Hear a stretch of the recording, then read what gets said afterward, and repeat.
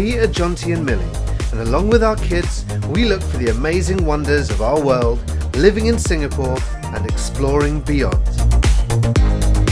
Welcome to Wanderlust.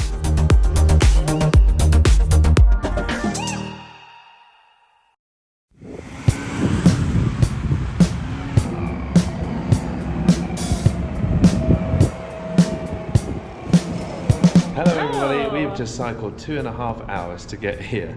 When we did our round island cycle ride not long ago, we passed this area which was where the Navy Museum is, and we've never knew there was a Navy Museum, so we thought we'd come out here. So we've taken the bikes out, we've gone for a long ride, and we're here. Yeah, it's been a really nice ride.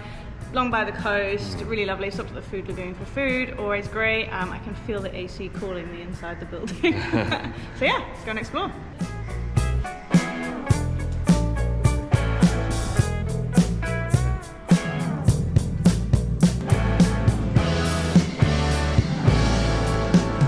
That was a great introduction to the museum. It's a little video presentation that takes us all the way back, probably about 500 years to the time of the Orang Laut, and so it was interesting to see what they thought happened on the coastline here, what they said has been happening on the coastline here over the last 500 years, and so we're now entering into this main section. It's a bit strange because we're the only ones here, and a museum, I guess we're just not used to being the only ones. Like, we're very, very far out, far east. Like we said earlier, it took us 2.5 hours to cycle here, and it's a Monday and the local schools are already back, so it's a quiet place today.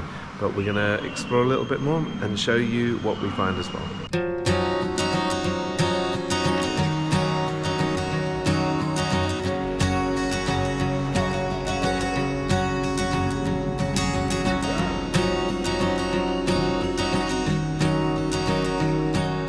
One of the Singapore Navy's first ships was the RSS Panglima, and it's really lovely to be able to see so many parts of it that have been kept here in the museum for us to be able to look at and to be able to explore and understand, including the gun that the kids were just playing at just now, and the helm is behind me, and there's a few other bits including the ship's bell and the sign for the ship's name, which is really awesome.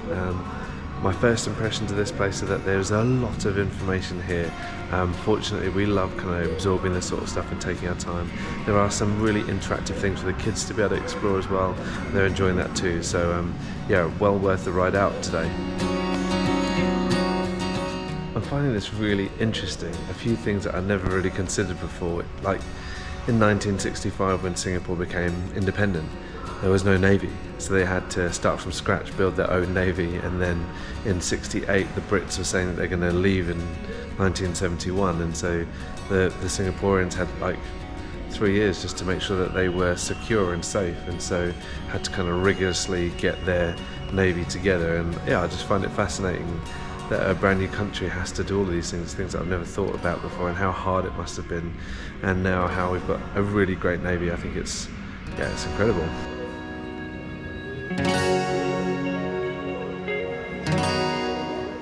Here there's a little dining room in here and also bunk beds. There's 3 in there. There's 9 bunk beds. No, 1, 2, 3, 4. This is Lego. I didn't realise it, and now I'm like amazed at how long this must have taken, because I struggle with Lego, to be honest. I can't just be free and make whatever I want. I find it really hard to have to follow some instructions and build something specific that might take a really long time. But like this is beautiful. Yeah, I had no idea it was Lego.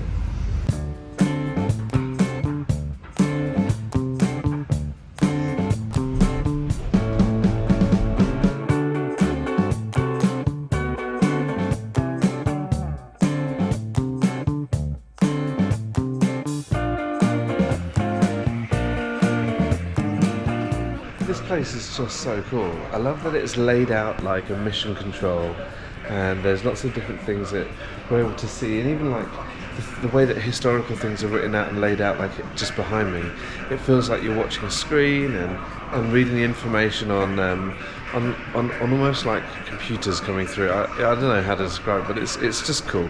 Over here we have got the sonar console. So this has been used in submarines, and how sonar is used to be able to see what's around.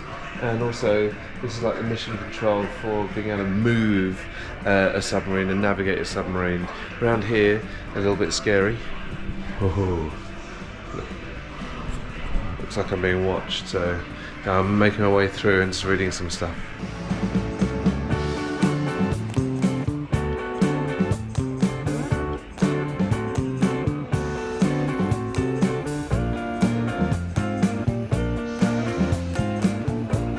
Yeah, right next to me I have a lighthouse lens, which is just massive, and it looks like a bulb that's glowing nice and bright. It was built in 1951, and yeah, hasn't been used since the 60s, but it's amazing to see it here in action. Let me show you. Kind of looks futuristic, even though it is old and in a museum, but I'm learning so much here. And this is a huge museum. I don't even know where Millie and Milo are. I haven't seen them for about 15 minutes.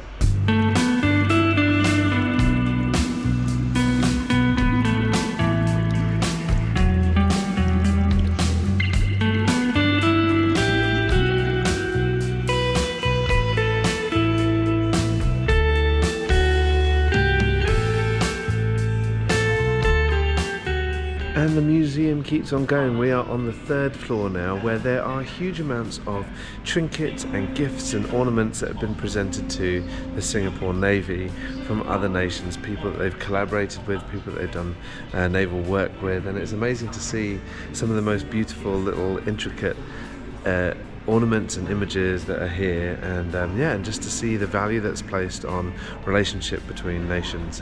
It's beautiful to see. Apparently the kids have got some craft work that they can do, and they're very excited by it, so we're going to go check it out.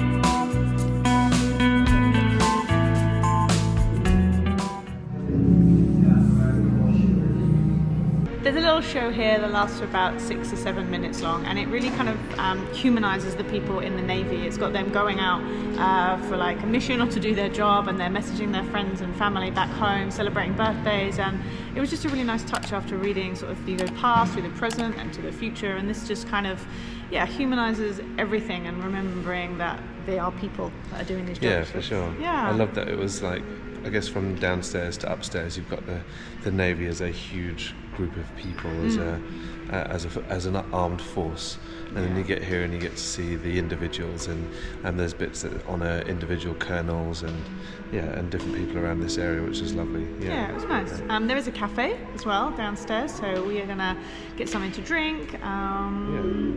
Chill before we have to cycle all the way back home. So as Millie mentioned, behind the museum there's a little cafe, and they have all sorts of different food there as well that you can have, some local, some Western. We've just opted for drinks. I've got myself a coffee, which is great because suddenly I feel really, really tired. We've had a few really late nights lately, and so I think this is catching up with me. And we've got some 100+, some iced lemon tea, and we're just going to chill and take in this beautiful view before we head on the bikes and head back home.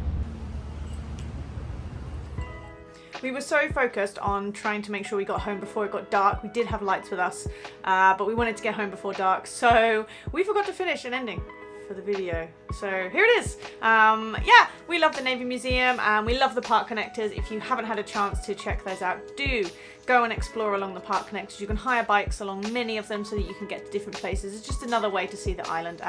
We caught the sunset on the way back, which was beautiful around Kalang, so it was an amazing day out, really great ride. Legs weren't feeling too bad the next day. The kids were kind of ready to get back on their bikes again. So yeah, do check out the Navy Museum if you get a chance, and explore the park connectors a bit more. Like, subscribe, comment, we love to hear from you, and we'll see you soon. Bye!